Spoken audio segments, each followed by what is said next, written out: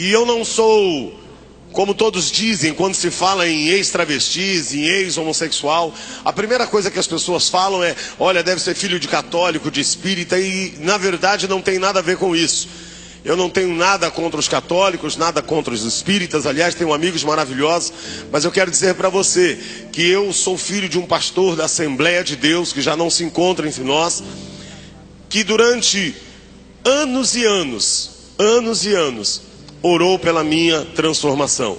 A homossexualidade, querido, hoje está muito forte. Nós precisamos realmente proclamar esse evangelho.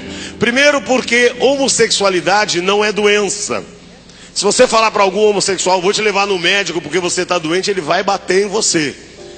Homossexualidade não é doença. Homossexualidade também não é terceiro sexo. Porque há uma mania agora de dizer que é transexual. Não, querido, a Bíblia diz que Deus fez o homem e fez a mulher, e os fez macho e fêmea. Se homossexualidade fosse algo de Deus, Deus teria feito o homem e a mulher e teria feito uma bibinha junto, mas não tem. E homossexualidade também não é opção, porque ninguém opta para ficar numa esquina, ninguém opta para ser chacota dos outros. Homossexualidade é demônio, e não é um demônio que você impõe a mão e expulsa, porque homossexualidade é um demônio manifesto 24 horas na vida de uma pessoa, e esse demônio só vai sair quando esta pessoa quiser. Agora, para que isso aconteça, eu e você temos que praticar a palavra de Deus, amar a Deus acima de todas as coisas e ao teu próximo como a ti mesmo. Se hoje eu estou aqui, é porque eu conheci o amor de Deus dentro da minha casa. Agora, querido, nós precisamos tomar muito cuidado, porque a homossexualidade entrou na minha vida aos 3 anos e meio de idade. E nesse momento você deve ficar perguntando: como é que pode uma criança com 3 anos e meio se tornar homossexual? Quero dizer para você que na Bíblia diz que o ladrão veio senão para roubar, matar e destruir.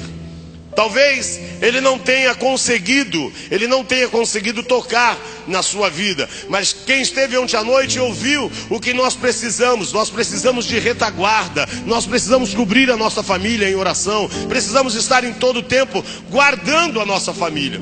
E a homossexualidade entrou na minha vida aos 3 anos e meio de idade, quando um homem de 33 anos começou a me usar sexualmente. E pasme, este homem comia na mesma mesa em que o meu pai comia. Hoje, querido, há um modernismo no meio do povo de Deus. Você pergunta para o irmão: onde é que está o seu filho? Está dormindo na casa de um amiguinho. Onde é que está a sua filha? Está dormindo na casa de uma amiguinha. Queira saber quem são os amiguinhos do teu filho. Queira saber quem são as amiguinhas da tua filha. Queira saber quem são os pais deste amiguinho, porque o filho que você tem nos teus braços, ele não é seu. Ele é a herança que Deus te deu. E um dia você vai ter que prestar contas a ele.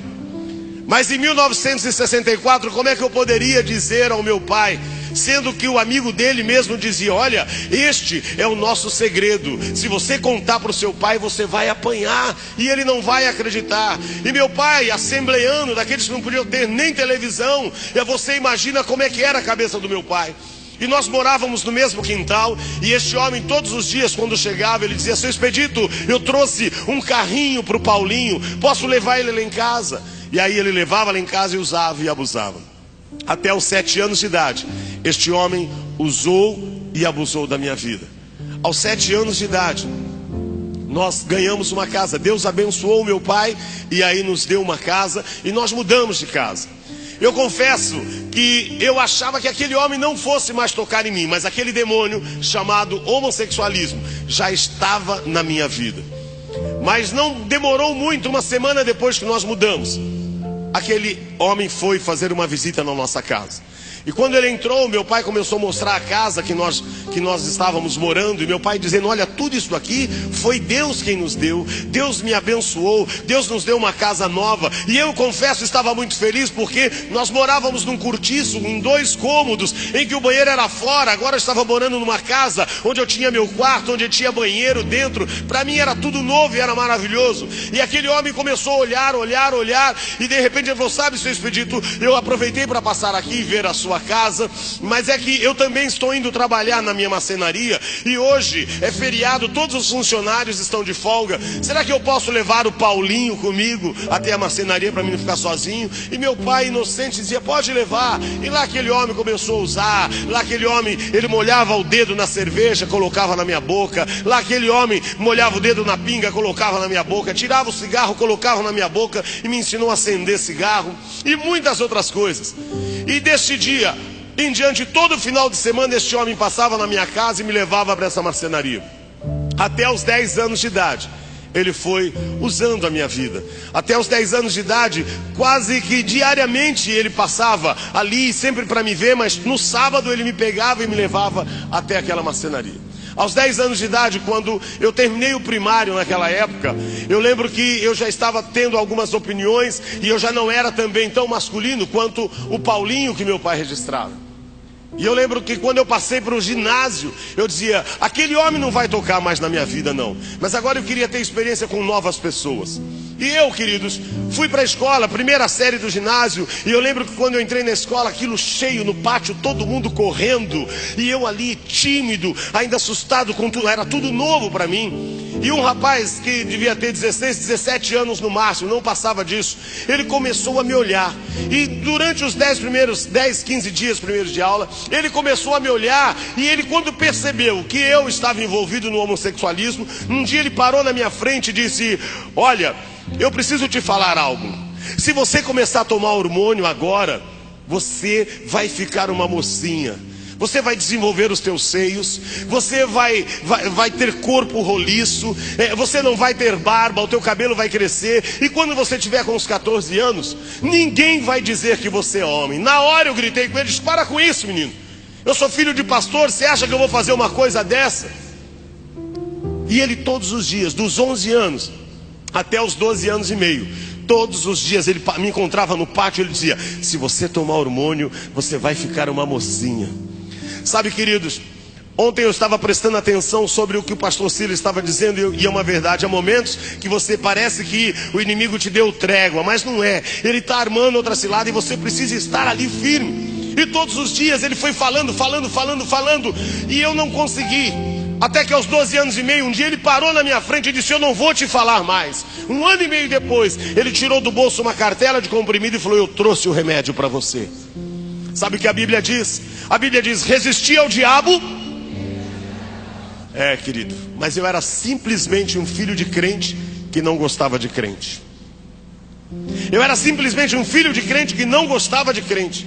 E como é que eu poderia resistir ao diabo? E eu lembro que quando eu peguei aquela cartela, eu falei, você acha que um comprimido vai mudar a história de alguém?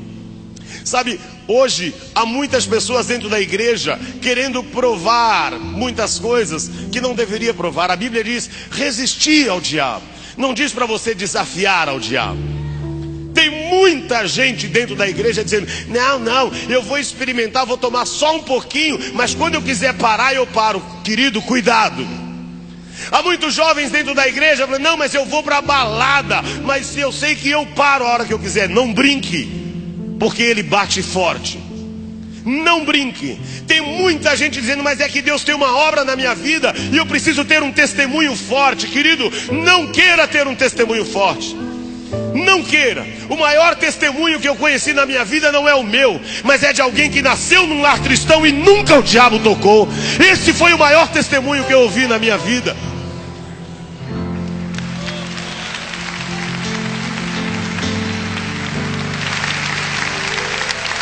O maior testemunho que você pode ter é que nunca o inimigo tocou na sua vida. Eu fico olhando muitos jovens, eu preciso ter experiências lá fora. Não, querido, busque as suas experiências dentro da igreja. Dobre o seu joelho e busque ao Senhor, que Ele te dará experiências maravilhosas.